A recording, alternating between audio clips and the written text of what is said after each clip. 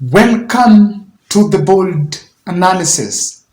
Questions that everyone is asking is, what are the options for Kenyatta family after the intolerable move when goons raided the Northland City, a property that now has been confirmed is under Jomo Kenyatta, and now the custodian, or rather the owner, then is Mama Ngina, who is the first lady. According to multiple media reports, Kenyatta family met today confidentially, and I want to read part of what is being reported here. Former First Lady Mama Ngina Kenyatta has met close family members to plan how they will react to Monday's invasion of their Northlands ranch along Thika Road. People close to the family told the Star that family has ruled out issuing any statement, but they will respond in their own way and at the appropriate time. The family was shaken on Monday, but has now decided to watch how events evolve in the coming days. A former MP known to be close to the Kenyatta family now has said. So that was a confidential meeting. There was a meeting that was held to look into what exactly they can do. I fully support the decision not to give a press briefing over the matter. And I think the one that were the Azimio team, because the Azimio team were there, Raila Odinga, Martha Karua, and the other members of the Azimio team were in that place. And they gave a press briefing condemning it. But of course, to the family, the condemnation has come from across the political divide. Even those who are close to the president and those who are also on the opposition benches, they have all come out united, saying that that is not the direction that this country can take. I've just also seen a reaction from President William Ruto, who is also saying something here. President Ruto condemned Monday's opposition protest that turned violent and led to the damage of property, including the invasion of a farm belonging to former President Uhuru Kenyatta's family. Now, I can tell you, I listened to Ndindi Nyoro in Kameme. I have someone sent me his audio with the translation, and they're saying that he's trying to argue that probably you can link the mass action with the goons that raided Uhuru Kenyatta's farm. So were they people who were in this side of mass action and went there? Those are questions that are then there. But I want to say that Kenyatta, I think by then, making sure that they don't give a press briefing is a very tactical retreat, because now the country, and actually in the lawyers will say that what you say in a court of law will be used against you. For now, the propaganda machinery and the UDA leadership, who recently, I think since that incident happened, have come under sharp criticism from a section of Kenyans, are waiting for what Kenyatta family is going to say. So anything they're going to say can be used against them. And I think the crisis communication expert that was around, that maybe was handling this matter, has advised them, or their media liaison person has advised them that they just keep off the media, because that visibility is there. And again, they would not want the discussion about that to escalate in the media. When Mama Ngina, probably it can come, and that's why they're saying at the appropriate time, but they don't want it to escalate, because the target was to create a discussion, or rather to create a narrative about the land ownership. So that's what I think. Even people who are invading the land, for me, it's clearly that it cannot be taken, it cannot be grabbed. Land is not a piece of biscuit you can just go and grab. So for them, for Kenyatta family, they've just realized that there was behind the scene, probably it was a provocation to see how they react, And from their reaction, there will be then back and forth political exchanges from both sides, from both Kenyatta family and maybe the politicians that are against it. And they were also waiting come out if they will come out and then join the voices that those who believe that it could have been planned by very well connected individuals. So they're waiting, and according to me, I think they're waiting to see how the government is going to react. Of course, they sent the police a day later. The police went there. They're saying they're doing their own investigations. I just saw something by, who is this? Japheth Kome, IG Japheth Kome. Our investigation into the destruction injuries caused has begun, and those found culpable shall face the law. So they're just waiting to see how the whole thing is going to be conducted. Then from there, maybe they are going to react. Now, I like the suspense in their response.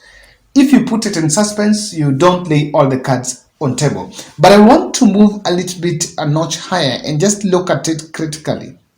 That what are the narrow options? What are the options that Kenyatta family have after that raid, after that intolerable raid? Now, one thing, there are two sides to it.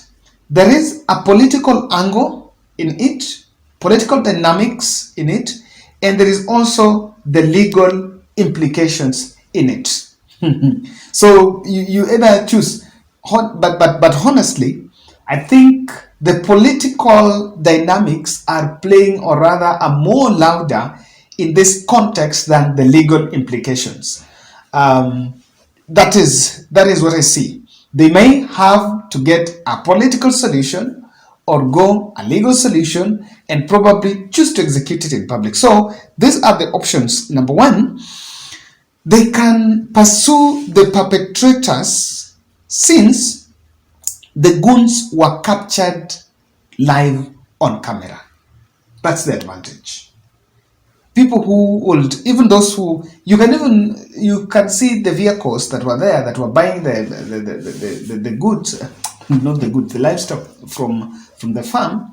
Some of their number plates are seen in public, and I just wonder something. Yeah? I'm just trying to look at it this way. Yeah? Was it even organized? Was it even to be done as a secret? Why, if this invasion was to be, even if it will be aided by connected persons, and they just want to distract and don't put other people's lives into risk, they could still do it at night. Maybe I'm wrong, or maybe I'm thinking loud, but the deliberate effort, the deliberate strategy scheme of even doing it daytime was first to make sure that everyone passing around knows it. It is captured on camera, and it is reported as something that looks as raw, wrong, and as it is. I don't think someone wanted to treat it as a robbery. And in fact, if it would be at night, the story would have changed. Not even linking any other political connotation to it, but it would have been treated as a robbery with violence, probably. And even without police reaction, it can still happen. But then maybe you can try a night and you don't know, because these guys have intelligence, probably something might have happened. But I've also been wondering, those who are linking leaders to it, even if a leader was supposed to do it, where would you just get that audacity of going there and you are in that place, yani hapa ni mahali ambapo unajua unaiba and you're doing something wrong, and you're comfortable for more than like 2 hours, you're interacting with people, you are seeing road users passing there by their cars, probably some of them are just putting their cameras there, it doesn't get. So one of the options that Kenyatta family can lay on table is to try to pursue the perpetrators. Do we call them perpetrators? Or yes, let's just use that. Those who are captured carrying. So they will be charged on robbery, violence, or something. Then when they are charged, that will then start tracing. That will be the process of tracing. They will find out who is paying their bail, how is the process, what is the reaction of different leaders to those who have been arrested, because that, I think that can be done. Now, because again, even if you were to pursue legal, there is also the law on trespassing. So you, even without the robbery aspect, you can also sue people on trespassing. Then from that, I can tell you, you can get something. But then there is an implication to the legal way. You know, if the state wants to clip you, they can even rush to parliament or get somewhere and amend laws on trespassing. You know. Second, let me tell you, the legal implication. You saw someone is saying mashamba makubwa makubwa. I think that was Moses Kuria. Could be this is something that has been set, is a trap that has been set to start a discussion on land ownership, on, you know. So when you go the legal way, you may find yourself that maybe you're just playing into the trap. But that is one of the strategies. Number two is Mama Ngina, in his personal capacity, can also seek audience with William Samoei Ruto. I don't think that is an impossibility. There are rumors and there are information going out, have been said in public, that in the 2013 Uhuru Ruto, when Uhuru Ruto came together, one of the people and one of the senior personalities that were behind it was Mama Ngina.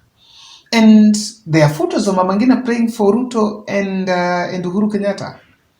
Even if there was a fallout between Uhuru and Ruto, I don't think it escalates to Mama Ngina. And Ruto may have probably, and for me, I'm tempted to say that I'm tempted to exempt Ruto from this. I'm tempted to not exempt him fully, but partly I don't think he has a soft spot for such. Now, last month, 2 months ago, I think that was in December, January, when Mama Ngina responded to the claims of the tax question. I remember there was all over claims that Kenyatta family has not been paying tax, and it was related to some land story. Immediately, Mama Ngina came out and spoke about the matter. I can tell you, it died. The discussion ended there. So when Mama Ngina can seek audience with William Samoei Ruto, and successfully he can hit or chop the other politicians, actions by the other juvenile politicians that could be doing things. You know, someone once told me that, Kevin, not everything is normally done by the big boss. And this is what he was saying. There are some instances where junior politicians or even junior officers or some people that they want to show allegiance to the president or rather to the big man, they can do things not even with the permission of the head of state or someone, but because they know very well that if I do this, nitakuwa namfurahisha. You know, I once watched a movie where some people, I think they went and killed someone, and allegedly they thought, they used to know that that person was an enemy of the king, but they did not tell the king. But they went and killed that person, knowing very well that when king will realize that that person has been killed, the king will not care and will now try to be happy to find out who has killed that person. So they went and killed an allegedly an imaginary enemy someone was an enemy of the king. But when the king was told who killed, and the king was told that there are these people around you, he actually fired these people and said that I think I did not have a problem with that person, but I had a problem the way he was talking to me. And it was talking at a moment. So this is what can be happening. I am tempted that these things could still be done. You know, Ruto is not around here. Things could still be done. And even president can be told, you know, we never did this. Or knowing very well that even if Ruto hears that, Ruto will not be comfortable. Ruto will not be irritated with it. So Mama Ngina has that option of bypassing everyone and going to William Samoei Ruto because the buck stops with William Ruto. 3, They can also let go of the losses. Probably there is insurance. They can find a way, of course, of making sure that they recover, but then boost the security in other properties, that and other properties, then hire the private security to man their properties. Now, what that means here is that, from they have to learn some lessons, that despite of that raid going public, it's no denial that the security responded late. That's the truth. The other stories are just twisted, are just spins. The truth is they responded today. Today is on today is they responded on Wednesday, on Tuesday. The attack was on Monday. So hata kama mtatuambia venye we are not boarding those stories. We are just reporting what has been said and what we've seen. So responding a day later, hapa kuna mambo ya kusema we went in time. So they can also seek to do that. Now the other thing, or the other way too, which I can propose, let me start the second last, is they can actually tackle it with some sort of diplomacy, and it is corporate social responsibility. Yeah, they can donate.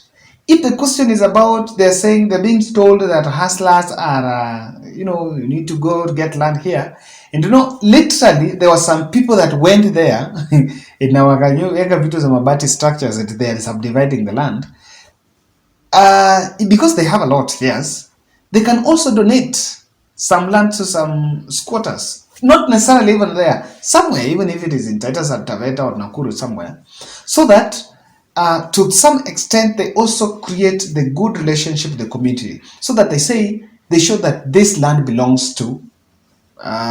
They can also give to squatters. Advantage of giving to squatters is sometimes you can always repossess it, and sometimes later, or they can even donate it for a government project, or establish a community project, for example, in a land where the people say, some squatters say, so that land that has really been, which is coming at the center of it, they can also show that we care about the society and tone down on the harshness that is going on. Lastly, the matter may be, and that is what has happened today, they may leave the matter to be executed in the public court as they remain cagey, taking stock of what's going on, but act after winning the public favor.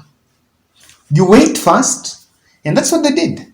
When Raila Odinga team went there, I have seen clips of some other members of the Mount Kenya community speaking about it, and that reaction. So you wait and just keep quiet. Let the discussion go. Let's see what investigators are going to say. Let's see the way it takes stock. But then you look, after winning the public favor, then you now bring in your bombshell. That's my take, and I believe that, and I applaud the fact that they've decided we are not going confrontational. That's the best way to go. Don't go confrontational, leave alone the media engagement, because you're going to escalate the topic and the discussion. At least it can even end there. It can even end there. That's my bold analysis.